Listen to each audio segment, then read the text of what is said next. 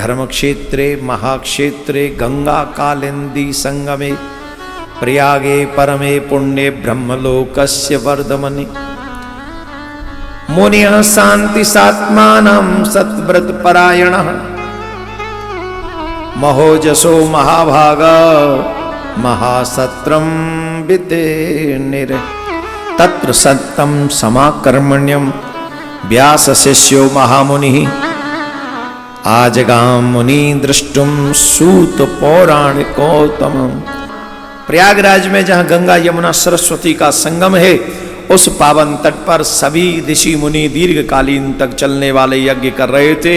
तो उस यज्ञ का नाम सुनकर वेद व्यास जी महाराज के शिष्य श्री सूत जी महाराज वहां पर पधारे और सूत जी महाराज को आया हुआ देखकर सभी ऋषि मुनि बड़े प्रसन्न हो गए और उन ऋषि मुनियों ने उठकर उनका सत्कार किया, उनका स्वागत किया।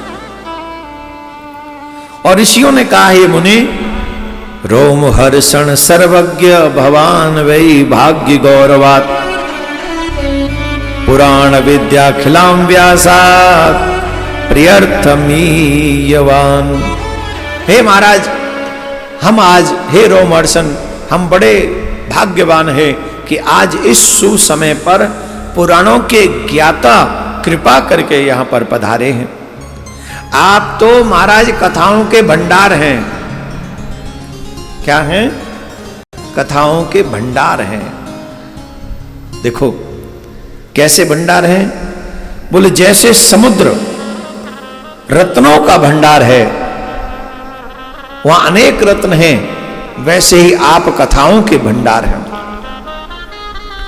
तीनों लोकों में भूत वर्तमान भविष्य में जो हुआ है, जो बात है, तथा अन्य जो कोई वस्तु नहीं भी है, वह आपसे छिपी हुई नहीं, आप सबके बारे में जानते हैं। भूत भविष्य वर्तमान आप तीनों कालों को जानते हैं और आप करुणा करके पधारे हैं। हम आपसे प्रार्थना करते हैं, आपके शुभ आगमन पर प्राप्ते कलयुगे घोरे नरः पुण्य विवर्जितः दुराचार रता सर्वे सत्य वार्ता परांगमुखः। ये महाराज घोर कलयुग है। इस घोर कलयुग में जीव दुराचारी हो गया है, सत्य भाषण से विमुख हो गया है। वो सत्य नहीं बोलता, असत्य बोलता है। दूसरों की निंदा में इस व्यक्ति को बड़ा रस आता है। आता है कि नहीं? अच्छा ईमानदारी से बताओ, जितने दूसरे की निंदा तुम्हें सुनने में इंटरेस्ट होता है, उतनी अपनी निंदा सुन सकते हो ईमानदारी से? जवाब दो। उतने ही मन से सुन सकते हो अपनी निंदा। मम्मी पापा भी कुछ कह दें तो ऐसा लगता है जैसे ज्वालामुखी अंदर फट गया। मम्मी पापा, सास ससुर कुछ कह दें तो और बड़ा ज्वालामुखी फट गया। गुरुजी कुछ कह दें, अब नहीं जाना। अरे ठीक है ना, मंत्र मिल तो गया, अपना जाप यहीं कर लें, क्या है वो। तो गुरुजी भी ज्यादा बड़े बनते हैं यार, फालतू में दिमाग खाए जाते हैं। ये नहीं करना, ये नहीं करना। गुरु है कि बवाल है? हाँ, इतना सिखाते हैं, इतना समझाते हैं, हमें डांट दिया सबके सामने। एक बात बताएं, भाग्यवान होते हैं वो लोग जिनको डांटने वाले संसार में होते हैं।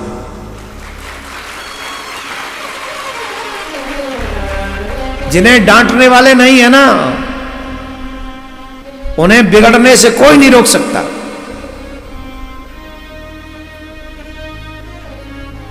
और जितने भी बिगड़े हुए घूम रहे हैं सड़कों पर, रात्रि के 12 बजे के बाद जो क्लबों में इधर उधर घूम रहे हैं, सब वही लोग हैं जिनको डांटने वाला कोई नहीं, जिनसे पूछने वाला कोई नहीं तुम कहां गए थे। आप सच मानिए, हमने वो दिन देखे हैं जब बेटी बिना बताए दिन में, गांव में दिन में अपनी सहेली के यहां चली जाती थी तो माँ बाप उसे 100 सवाल करते थे, डांटते थे, अकेली चली गई है। अरे पूछ के जाती, बता के जाती, अपने भाई को साथ में लेके जाती। आज कौन पूछने वाला है? और जब नहीं पूछने वाले हैं, जब पूछने वाले थे तब का समाज देख लो, और अब पूछने वाले नहीं हैं तो अब का समाज देख लो, और उसके बाद में तुम तुलना करो कि तुम्हें कैसा समाज चाहिए था, वो वाला या ये वाला। और पराये धन को हड़पने की लालसा वाले लोग कलयुग में होंगे। ये मैं नहीं कह रहा हूं, शिव पुराण में लिखा है, परद्रव्याभिलाषिणः, दूसरे के धन को छीनना, दूसरे का धन मेरा हो जाए, ये भावना रखना, ऐसे लोग होंगे महाराज। तो यहां लिखा है, पराई स्त्रियों में आसक्त होने वाले कलयुग के लोग होंगे, पराये पुरुषों में आसक्त होने वाली स्त्रियां कलयुग में होंगी। उनकी आत्मा एक तरीके से मर चुकी होगी, वह मूढ़ होंगे, वे नास्तिक होंगे, वे पशु बुद्धि वाले होंगे, और माता पिता से द्वेष करने वाले होंगे, तथा काम के बस में इतने होंगे कि स्त्रियों के चरण दबा रहे होंगे पुरुष। जो देवी कहेगी यस मैन चलेगा, और देवियां भी इतनी होंगी कि जो पुरुष कहेगा वही हो। तभी तो धर्म भी परिवर्तन कर लेते हैं उस पुरुष के चक्कर में, तभी तो माँ बाप को छोड़ के चले जाते हैं उसी पुरुष के चक्कर में। हाँ या ना? ये किसका प्रभाव है? किसका प्रभाव है ये?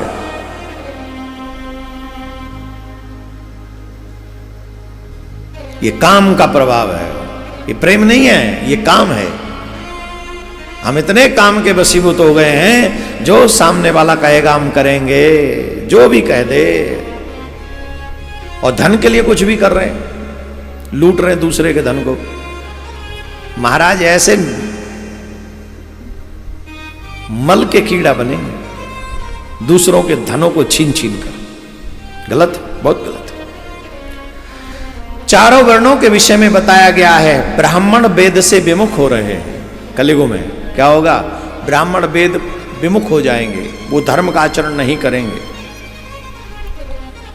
वो अपनी विद्या सिर्फ इसलिए स्वाध्याय करेंगे जिससे उस विद्या से वो धन कमा सके। और कितने ब्राह्मण अपने हाथों से हल चलाएंगे, व्यापार करेंगे। हल चलाने का किसानी नहीं करना चाहिए, वेद ऐसा कहते हैं ब्राह्मण को। क्षत्रिय शस्त्र विद्या के विहीन हो जाएंगे, वो शस्त्र विद्या में शौक नहीं रखेंगे, वो शस्त्र विद्या में उनका कोई ध्यान नहीं होगा। अभी इतनी सेना, वो सेना, वो सेना, तमाम सेना डोल रही है ना, सिर्फ फेसबुक यहाँ है सब सेना। अकेला इस देश का क्षत्रिय हाथ में शस्त्र उठा ले तो किसी माई के लाल में हिम्मत नहीं कि मेरे धर्म को नुकसान पहुंचा सके। अकेला एक क्षत्रिय, जो कि स्वभाव है क्षत्रियों का धर्म की रक्षा करना, साधु संतों की रक्षा करना, गौ माता की रक्षा करना। अगर क्षत्रिय शस्त्र उठा लेगा तो गौ की एक गौ माता की हत्या नहीं हो सकती। लेकिन हम शस्त्र कहां से उठाएं? हम तो अपनी अपनी आवाज उठाते हैं। कोई ब्राह्मण है तो ब्राह्मण की आवाज उठाएगा, क्षत्रिय है तो क्षत्रिय की आवाज उठाएगा, वैश्य है तो वैश्य की, जाट है तो जाट की, ये है तो इनकी, वो है तो उनकी। अरे एक बार सनातनी बनकर पूरे सनातन की आवाज उठाइए, सब बच जाएंगे, तुम भी बच जाओगे, हम भी बच जाएंगे। अब सुन लो, यहां पर वैश्य लोग भी बैठे हैं, वैश्य लोगों ने भी अपना धर्म छोड़ दिया है। इसमें लिखा है, हम नहीं कह रहे। वैश्य संस्कार से अलग हो गए हैं, वही लोग स्वधर्म त्यागी हो गए, कुमार्गगामी हो गए हैं। वो अब धर्म का उपार्जन नहीं कर रहे हैं। वे गुरु देवता द्वजातियों के प्रति भक्ति शून्य, कुत्सित बुद्धि वाले, ब्राह्मणों को भोजन न कराने वाले, वे कंजूस होते जा रहे हैं। ये वैश्यों के लिए बहुत अच्छी बात है। आप नोट करके थोड़ा सोच के देखें, अधिकांश लक्ष्मी वैश्यों के पास में होती है। उनके बच्चे कहां जा रहे हैं? जितने भी धनवान लोग हैं, चलो वैश्यों को छोड़ देते, सब धनवान लोगों को देख लेते, उनके बेटा हो या बेटी कर क्या रहे हैं ये देखो। रीजन, जब हम धर्म की रक्षा नहीं करेंगे तो हमारा घर टूटने से कोई नहीं रोक सकता, कोई भी नहीं रोक सकता। घर से धर्म जाएगा तो परिवार टूटना ही है, ये कंफर्म है।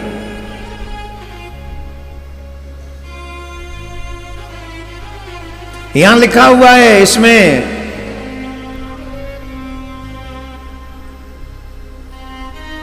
अपनी कमाई हुई संपत्ति का 10% प्रत्येक धनवान व्यक्ति को धर्म में लगाकर धर्म की रक्षा करनी चाहिए, उसकी सुरक्षा करनी चाहिए, अपने घर में उन धर्मों का कार्य करना चाहिए। 10% कम से कम। आप उसी 10% में अपने घर में होम करा सकते हैं, यज्ञ करा सकते हैं, अपने द्वारा उत्सव करा सकते हैं, अपने बच्चों को उनमें लाके इन्वॉल्व कर सकते हैं और उन बच्चों को संस्कारी उसी 10% में। परंतु हम लोग एक अलग ही दिशा में जा रहे हैं। भगवान न जाने हम सबका क्या प्लान किए हैं, वो तो वही जाने। और वहीं चतुर्थ वर्ग के लिए भी कहा गया है, वो है भी अपना धर्म छोड़कर, उनका सेवा कर्म सबसे बड़ा, कि सबकी सेवा करना है, सब जगत को साथ अपना समझकर उनकी सेवा करना, वो सब उस कार्य को छोड़कर वो भी अन्य अन्य कार्यों में व्यस्त हो जाएंगे। तो कलयुग में चारों ही वर्ण अपने अपने धर्म, अपने अपने स्वभाव, अपने अपने दायित्व को छोड़कर अलग अलग भटकेंगे। संतानें माता पिता के प्रति श्रद्धा रहित हो जाएंगी, वो दुष्ट स्वभाव वाली हो जाएंगी, असत विद्या पढ़ने वाली और सदा रोगग्रस्त शरीर वाली होंगी। अब सुन लो कितने गजब की बात कह दी। छोटे छोटे बच्चे रोगग्रस्त हैं। अभी पता चला 12-13 साल के बच्चे को हार्ट अटैक आ गया।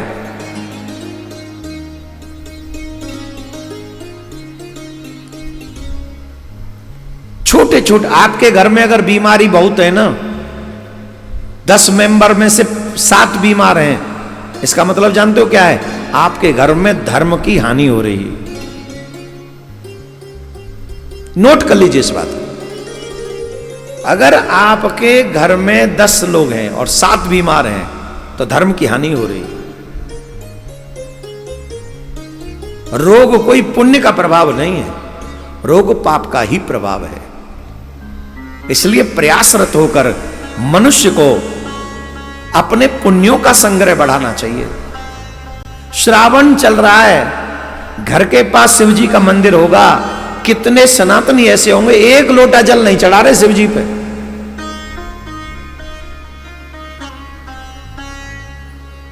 और जो शिव जी पे जल चढ़ाने जा रहे होंगे तो कई कबूतर तो ऐसे होंगे जो कि कौना या पत्थर पे जल चढ़ावे ते कछु है रो।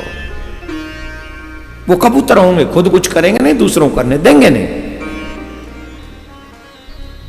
घर के पास में मंदिर है, लोटा तेरे हाथ में, जल तेरे घर में, 5 मिनट भी लगने नहीं, जाके जल चढ़ाया, क्या जाएगा? अरे मैं तुझे कह रहा हूं कोई पुण्य ना मिले, कछु घट जाएगा मेरो। अगर मेरे शिव पुराण में ये लिखा है तो मैं शिव पुराण पे विश्वास करके ही चढ़ा दूं। भगवान के कार्य में बुद्धि लगाते हैं और पाप करने में दिल लगाते हैं, यही कलयुग का स्वभाव है। दूसरों को ठगने में कैसी कैसी योजना बनाते हैं। दूसरों को ठगने के लिए कैसी कैसी योजना, रात दिन यही योजना चल रही है कि दूसरों को ठगा कैसे जाए। अरे आज ठग लोगे, कल क्या होगा जब ठाकुर जी तुम्हें ठगेगा, या ठाकुर जी जब उस ठगाई का बदला देगा तुमसे। अरे पुण्य करो, कुछ अच्छे कर्म करो। शिव जी श्रावण चल रहा है, यही नियम ले लो, हर दिन 1 लोटा जल शिव जी पे हम चढ़ाएंगे ही चढ़ाएंगे, और कुछ मत चढ़ाओ। बेलपत्र नहीं तो मत चढ़ाओ, कुछ नहीं, 1 लोटा जल ही चढ़ाया हो। पर पता नहीं वो भी बुद्धि नहीं बनती। इसलिए लोग विद्या कौन सी पढ़ेंगे? असत, जो सत्य नहीं है, असत विद्या पढ़ेंगे। ये जो आजकल जितने भी एजुकेशन सिस्टम्स हैं ना, ये सब वही विद्याएं हैं जो सिर्फ रोटी खाना तो सिखाती हैं पर कल्याण करना नहीं सिखाती। ऐसी संतानें हो जाएंगी महाराज कलयुग में। सूत जी, इस तरह जिनकी बुद्धि नष्ट हो गई है और जिन्होंने अपने धर्म का त्याग कर दिया है, ऐसे लोगों को इस लोक में परलोक में उत्तम गति कैसे प्राप्त हो सकती है? वो तो भटक गए। इसी चिंता में हमारा मन सदा व्याकुल रहता है। इति चिंता कुलम चित्तम जायते सततम हिनः परोपकारम दृश्यो नास्ति धर्मो परः खलु। परोपकार से बड़ा कोई दूसरा धर्म नहीं है। अतः जिस छोटे उपाय से इन सब के पापों का तत्काल नाश हो जाए, आप कृपा करके वही उपाय बता दीजिए जिससे बड़े से बड़े पापी का भी कल्याण हो जाए, वो छोटा उपाय करने से। सूत जी महाराज कहते हैं, हे साधु महात्माओं, आप सबने तीनों लोगों के हित करने वाली अच्छी बात पूछी है। गुरुदेव व्यास जी ने मेरे स्नेह निमंत्रण पर, मेरे प्रश्न करने पर जो गुरुदेव ने मुझे बताया था, उन्हीं विषयों को मैं आपके सामने बताता हूं। सबसे उत्तम जो शिव पुराण है, और वह वेदांत का सार है, सर्वस्व है, तथा वक्ता और श्रोता दोनों का कल्याण करने वाला है। ऐसा नहीं है कि सिर्फ तुम्हारा ही कल्याण होगा, इस दास का भी कल्याण कर देंगे शिव महापुराण की कथा गायन करने से। हाँ, हमारा भी, कोई भी शिव पुराण की कथा कहेगा तो उसका कल्याण होगा, दोनों का कल्याण कर देगा। कलयुग के जितने भी प्रकार के कल्मश हैं, पाप हैं, उन सब पापों का नाश करने की क्षमता शिव महापुराण में है। यह अर्थ, धर्म, काम, मोक्ष चारों पुरुषार्थों को देने वाला वह पुराण सदा ही अपने प्रभाव से विस्तार को प्राप्त हो रहा है। हे विप्रवरो, उस सर्वोत्तम शिव पुराण के अध्ययन मात्र से कलयुग के बड़े से बड़े पापी जीव भी सुंदर गति को प्राप्त हो जाते हैं। ब्रह्मत्या आदि महान पाप तभी तक रहेंगे जब तक कोई व्यक्ति शिव महापुराण की कथा को श्रवण न कर ले। महान व्यक्तियों के लिए तभी तक शिव का स्वरूप दुर्बोध्य है जब तक वह शिव महापुराण की कथा नहीं सुन ले। जब वो शिव पुराण की कथा सुन लेगा तो फिर कुछ नहीं रह जाएगा, फिर सब चकाचक हो जाएगा, उसका ज्ञान हो जाएगा उसको। तावत् सर्वाणि तीर्थानि विद्यते महीतले यावस् शिव पुराणस्य नोदयस्यति जगत्यो तावत् सर्वं मृदां मंत्रां विवदन्ते महीतले यावत् शिव पुराणं ही नोदयन्ति महीतले। जब तक ही समस्त तीर्थ पृथ्वी पर प्रकाश पा रहे हैं, जब तक शिव महापुराण की महिमा लोगों तक नहीं पहुंचती, तभी तक सभी मंत्र सिद्ध हैं। जब तक शिव महापुराण की महिमा लोगों को समझ में नहीं आती, और जिस समय शिव महापुराण की महिमा लोगों को समझ में आ जाएगी, फिर उसे चिंता करने की कोई आवश्यकता नहीं, क्योंकि शिव महापुराण अर्थ, धर्म, काम, मोक्ष चारों पुरुषार्थों को देने वाला है।